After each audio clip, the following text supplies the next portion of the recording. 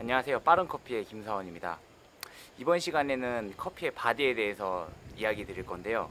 이 커피의 바디는 설명하기 굉장히 어려워요. 이 어려운 이유 중 하나가 커피에서 바디는 두 가지 말을 섞어서 말하기 때문에 그런데요. 와인은 이걸 나누는 것 같아요. 마우스필과 그 밀도감, 혹은 농도감, 혹은 무게감, 이렇게 그 목 넘겼을 때의 느낌과 커피가 갖고 있는 어떤 무게감, 와인에서는 이 무게감을 나눠서 설명하는데 커피는 이 두 가지를 섞어서 설명하거든요. 그래서 SCA의 커피폼이라고 점수를 매기는 폼이 있는데, 그 점수 매기는 폼을 보면 이 점수, 가로축이 점수고 세로축이 그 강도나 색인데, 세로축은 커피의 무게감을 표현하고요, 가로축은 이 목 넘겼을 때 좋은 느낌이냐 안 좋은 느낌이냐를 평가하는 거예요. 근데 이 평가 항목이 하나예요, 점수로. 그래서 커피에서는 이 두 가지 용어를 섞어서 말하는데, 지금 이 시간에는 커피에서 말하는 바디를 두 가지를 좀 나눠서 설명해 드리도록 하겠습니다. 예. 혀에서 느껴지는 혀에서 느껴지는 게 이 촉감적인 부분인데, 혀에서는 실질적으로 우리 맛을 느끼잖아요. 근데 이 혀 안에 좀 자세히 살펴보면 이 유두가 있어요. 그래서 성곽 모양처럼 생겨가지고 성곽 유두가 하나 있고요. 버섯 돌기처럼 생겨가지고 버섯 유두가 하나 있고, 그 마지막으로 실유두라고 해가지고 그 고양이 혀를 이렇게 쫙 만져보면 약간 거칠거칠하잖아요. 그렇게 뭔가 잡는 듯한 혀의 유두가 있는데, 이 맛을 느끼는 거 세포는 버섯과 성곽에겐 있는데 실유두에는 실제로 없어요. 그럼 실유두는 우리가 뭘 느끼느냐? 어떤 매운 거 먹었을 때 어떤 통증을 느끼잖아요. 그 다음에 차가움, 뜨거움, 뭐 이런 실유두에서 느껴지는 게 우리의 촉감적인 부분이에요. 근데 실제로 맛봉우리는 없어가지고 맛으로 센서를 보내지는 않는데, 이 실유두가 있기 때문에 아이스크림을, 이렇게 부드러운 아이스크림을 혀에서 잡을 수 있는 게 이 실유두예요. 그래서 뭐 동물에게도 이런 실유두가 있고, 우리도 동물이다 보니까 그런 게 있는데, 여기서 느껴지는 느낌들을 이야기하는 거예요. 그래서 커피를 먹고 혀로 오물오물 거리면서 느껴지는, 실유두에서 느껴지는 감각의 지점들을 이제 표시하는 건데, 그걸 이제 언어로서도 표현하고 점수로서도 표현하는 거예요. 그러니까 그 느낌이 부드럽고 좋냐, 혹은 거칠고 나쁘냐, 뭐 이런 건데, 여기에 따라서는 이제 커피를 먹고 실질적으로는 학습을 해봐야 되지만, 오늘은 어떤 언어적인 것과 이론적인 부분에 대해서 조금 설명해 드리도록 하겠습니다. 네. 커피에서 이 바디, 실류두에서 느껴지는 이 부드러운 질감들을 느끼는 것 중 대표적인 게 지방이에요. 커피가 가진 지방. 그러니까 커피에도 과연 지방이 있어? 라고 말하는데, 실제로 강배전 하다 보면 이 지방이 나오기도 하고요. 약배전 하더라도 시간이 좀 흐르면 이 기름이 배어 나오는 경우가 있어요. 그리고 에스프레소나 이 압력을 가한 추출을 하다 보면 이 커피에 기름이 낀 경우도 있고, 아메리카노를 딱 받아봤을 때 위에 기름이 둥둥 떠다니는 경우들이 있어요. 근데 이 기름이라는 게 우리 혀 안에 들어갔을 때 혀를 코팅하면서도 부드럽게 자극하고, 이 부드러움 자극이 커피의 향미에 굉장히 많은 영향을 미쳐요. 근데 이 기름은 이 두 가지 영역이 있어요. 하나는 좋은 게 있고 하나는 안 좋은 게 있어요. 그래서 어떤 게 좋은 커피냐면, 혀를 부드럽게 감싸면서 목넘김을 좋게 하는 마우스필은 굉장히 좋은 기름인데, 이 안 좋은 기름이 하나 있어요. 이 안 좋은 기름 뭐냐면, 커피가 오래되다 보면 나오는 이 향취나 이취들이 있는데, 이게 기름이 배어 나오면서 우리에게 향으로 익혀져요. 그러니까 기름이 왜 좋고 나쁘냐의 어떤 분별이 지점이 되기도 하고, 왜 이게 어떻게 되냐면은, 우리가 버터를 먹었을 땐 좋은데 좀 시간이 지나서 산패된 버터를 먹으면 굉장히 악취가 나요. 이 커피에서도 마찬가지거든요. 그러니까 이치가 있는 게 아니라 그 안에서 시간이 오래 지나면서 그게 생성이 되는 거예요. 그 안에 기름 때문에. 그래서 이 기름이 이 유무에 따라서 언제까지 먹어야 맛있다 라고 말을 하잖아요, 사람들이. 이 기름의 유무 때문에 그래요. 이 산패되는 것 때문에 그런 건데, 보통은 일반적인 커피에서는 30일 이내에 먹는 게 가장 맛이 좋고요. 30일 이후가 되면은 보관 상태에 따라서 커피가 안 좋아지는 이치의 향들이 조금씩 나오기 시작하는 거예요. 그리고 아무래도 기름이 휘발성 물질이 좀 있어서 향에 좀 더 강렬함을 줘요. 그래서 커피에도 기름이 있는데, 이 기름을 갖고 마우스필의 좋고 나쁨을 평가하는 건데, 이 향이 갓볶은 커피는 굉장히 이 기름 성분이 좋을 수 있는데, 시간이 지나서 산패가 되면 향이 안 좋을 수 있다라는 겁니다. 네. 그리고 두 번째로는 이 지방질 말고는 커피의 침전물이에요. 침전물. 그러니까 우리 커핑을 하다 보면 커피를 오랫동안 물 속에 넣어놓고 먹기도 하는데, 이 침전물은 뭐냐면은, 이 아실 거예요. 커피가 분쇄하다 보면 미분이 남기도 하고 로스팅을 하다 보면은 로스팅으로 잘게 깨지지 않은 성분들도 있고 여러 가지가 있는데 이걸 우리 물에 우려서 먹잖아요. 물에서 우려서 먹다 보니까 더 이상 우려지지 않는 부분들이 농축된 것들이 있어요. 보통 커피 찌꺼기라고 부르기도 하는데요. 이 찌꺼기를 먹게 됐을 때 오는 느낌들이 있어요.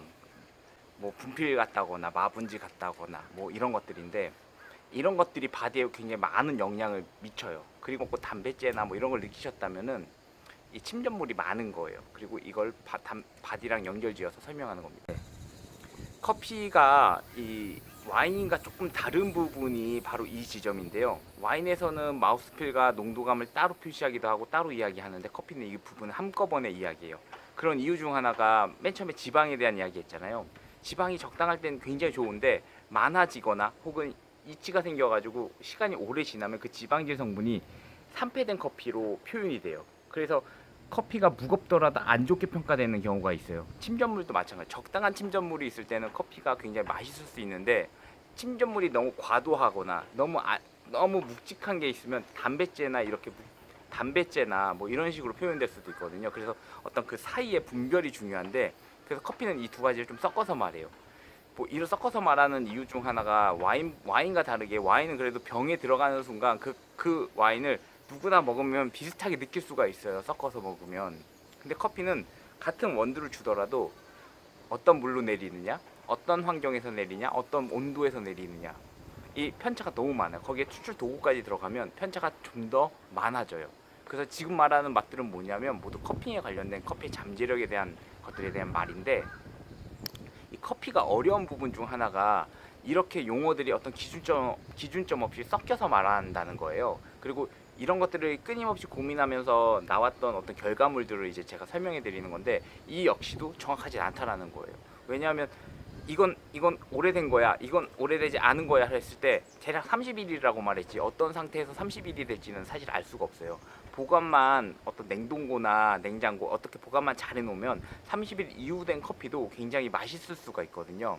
그렇기 때문에 이 말이 잘못 전달될 수도 있고 굉장히 어려운 경우도 많아요. 커피는. 그리고 커피 바디에 대한 설명은 이 전체 받듯이 몸이잖아요. 몸에 전체적으로 느끼는 어떤 촉감, 질감, 느낌들에 대한 어떤 표현이기 때문에 다른 맛들과 굉장히 많이 섞여 있어요.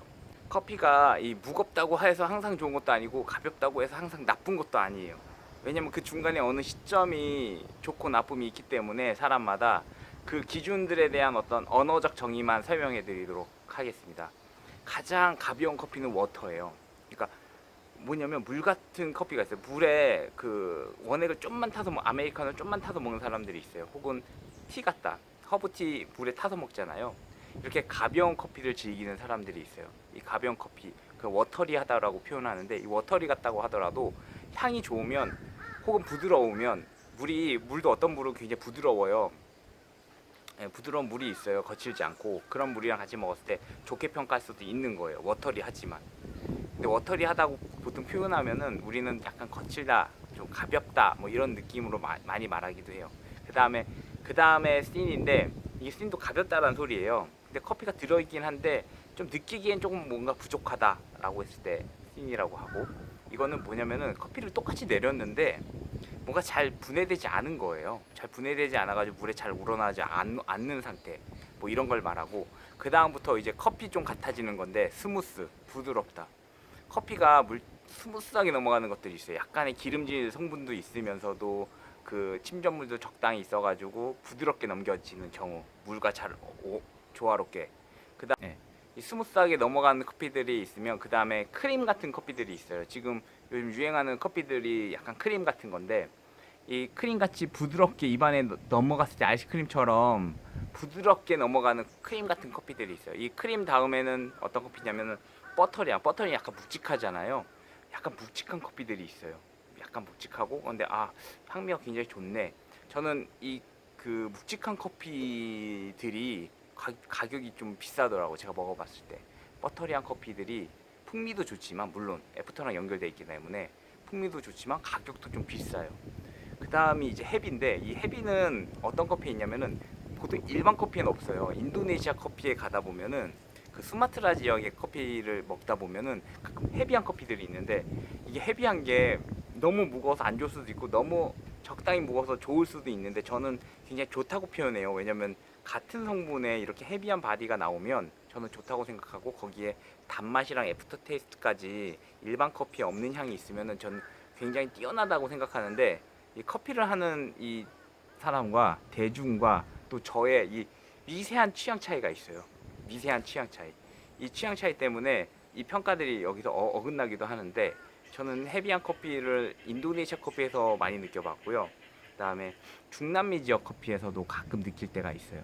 물론 그 중남미 커피에서 가끔 헤비 같은 커피들이 있으니까 그런 커피들은 좀 특별한 커피니까 누군 안 좋게 평가할 수도 있는데 그건 사실 저는 이렇게 생각해요. 경험해보지 못했다고 생각해요. 경험해보면 그런 커피들이 굉장히 매력적으로 다가올 때가 많아요. 그리고 핸드드립처럼 이 종이 필터로 거르는 커피 있잖아요. 그럼 이제 지방질이 걸러지기 때문에 실제로 바디가 좀 약해지는 부분이 있어요. 사람들은 깔끔하다고 말하는데 그 바디가 약해지는 부분에 대해서 인도네시아나 이 헤비한 커피들을 이 기름 이걸로 내려서 먹게 되면 굉장히 가벼운 커피보다 무거운 커피로 내린 맛이 얼마나 좋은지를 느낄 수 있습니다.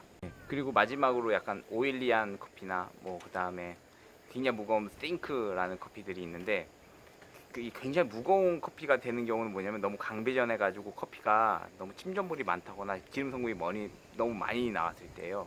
그래가지고 석유 같기도 하고 막 그래요. 근데 이런 커피들을 물론 물을 많이 타서 먹으면은 이런 커피들도 먹을만해요. 하지만 우리가 커피를 평가하는 이 영역에서는 그 제가 말한 헤비, 버터 이 정도만 되면 훌륭한 커피고 그 넘어가면 뭔가 다른 거예요. 그래서 커피에 뭘 섞었네 안 섞었네 이런 말 하는 것들 중 하나가 그 커피를 많이 먹어본 사람은 커피에서 나올 수 있는 이 맛의 스펙트럼이 있어요. 맛의 스펙트럼. 이 맛의 스펙트럼에서 이제 벗어난 커피들이 가끔 튀어나와요. 뭐 물론 커핑을 하면서도 튀어나오기도 하고 특정한 향미에서도 튀어나오기도 하는데 이런 커피들을 갖고 우리가 어떻게 설명해야 되는지 어떤 이야기를 해야 되는지 사실 이건 그 다음 논의인데 어찌됐든 이 기준 안에서 이야기하는 것들이 커피를 하는 데 있어서는 저는 굉장히 중요하다고 생각합니다. 그러면 이제 바디의 영역은 오늘 이제 끝내기로 하고 맛의 영역은 한 번씩 다 한 것 같아요. 그 다음에 이제 로스팅에 관련된 이제 다른 기초 사항들을 이제 설명할 건데요. 용어들이나 이런 것들 이제 조금 이따 설명해 드리도록 하겠습니다.